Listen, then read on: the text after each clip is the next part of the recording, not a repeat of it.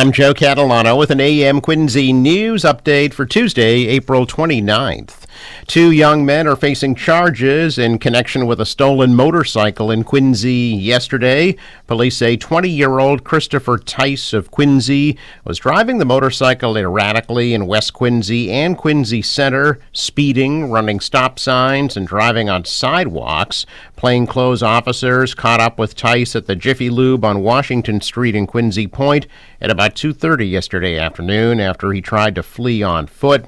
He faces multiple charges, and 21-year-old Sean Perry of Weymouth is also facing charges of receiving stolen property.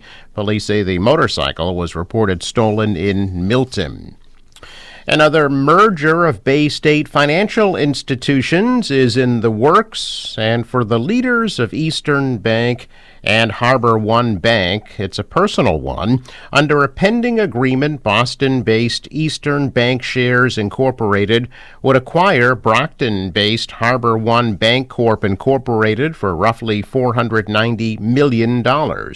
Eastern plans to pay Harbor One stock owners 25.2 million Eastern shares plus $99 million in cash. The Massachusetts House was in session from about 11 o'clock yesterday morning until about 8:20 last night, the first day of debate on the House Ways and Means Committee's $61.4 billion budget for fiscal year 2026.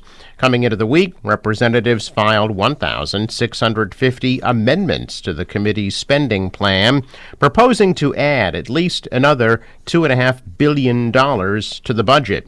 Yesterday, the House worked through 447, or about 27% of those amendments in one way or another. By the time the House recessed until 11 o'clock this morning, representatives had padded the budget plan with just more than $18.4 million in additional spending. Day two of House budget debate today could begin with a consolidated amendment encompassing the categories of housing, judiciary, and public safety.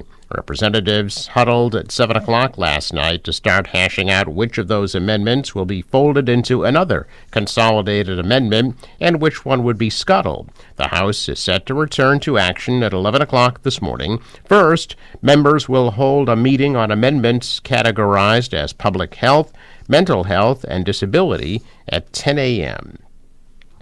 Well, the United States Supreme Court has denied Karen Read's appeal to wipe away charges in connection with the death of John O'Keefe. Read's lawyers were arguing that jurors in her first murder trial had agreed to acquit her on charges of second-degree murder and leaving the scene, but didn't know that they could return a partial verdict. Read's lawyers suggested that if she's being charged again with the previously dropped charges, then it would cause double jeopardy. Read and her legal team have already had their argument of double jeopardy rejected by numerous courts. The Supreme Court's decision not to take up the appeal means that her legal team's petition will go unheard and that her ongoing murder retrial will continue as planned. While only 4 justices need to agree to take up the case, the Supreme Court is inundated with thousands of petitions a year and only take up a small percentage. Judge Beverly Cannoni, the judge in both her first trial and ongoing trial, denied a motion to dismiss the charges last summer. A mistrial was declared last year after jurors said they were at an impasse and deliberating further would be futile. Read has pleaded not guilty to charges of second-degree murder, manslaughter while operating under the influence and leaving the scene of a crash resulting in death.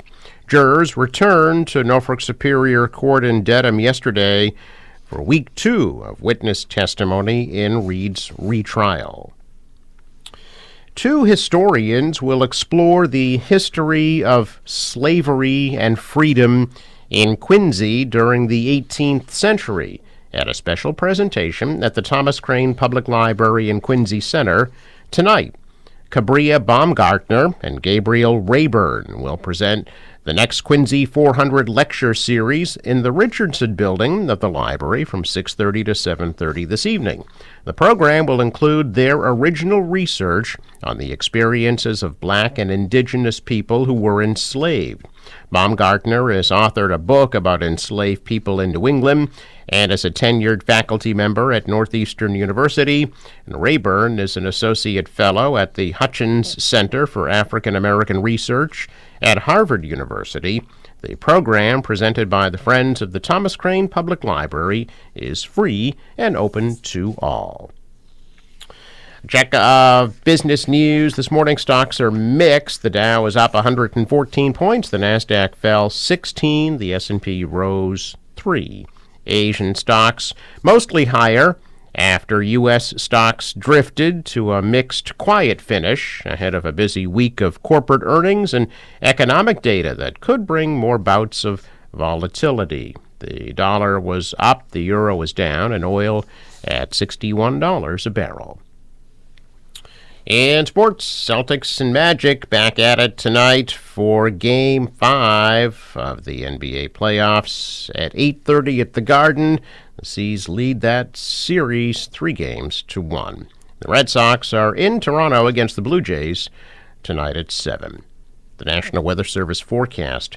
For today, there is a small craft advisory in effect and also an elevated risk of fire danger due to very windy and warm conditions today with a high of 79 degrees. Winds could gust over 40 miles per hour this afternoon. For tonight, partly cloudy and lows drop off to the mid-50s. Tomorrow, mainly sunny and a high 68. First day of May on Thursday with a mix of sun and clouds and again a high of 68 degrees. Friday warming back up with partly cloudy skies, highs Friday in the upper 70s.